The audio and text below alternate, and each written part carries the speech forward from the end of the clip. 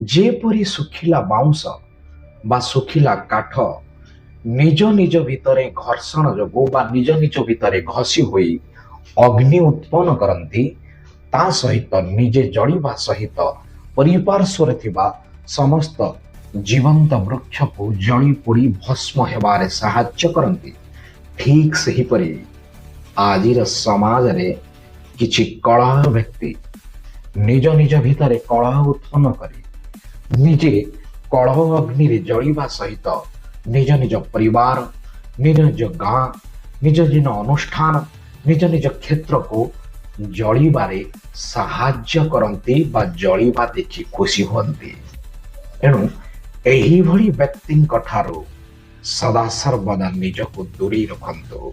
କାରଣ ଏହିଭଳି ବ୍ୟକ୍ତି ନିଜେ ଜଳିବାରେ ଯେତିକି ଆନନ୍ଦ ପାଇନଥାନ୍ତି, ଅନ୍ୟମାନଙ୍କୁ ଜଳାଇବାରେ, ଅନ୍ୟମାନଙ୍କର ସଂସାରକୁ ଛାରଖାର କରିବାରେ ଅଧିକ ସନ୍ତୋଷ ଲାଭ କରନ୍ତି।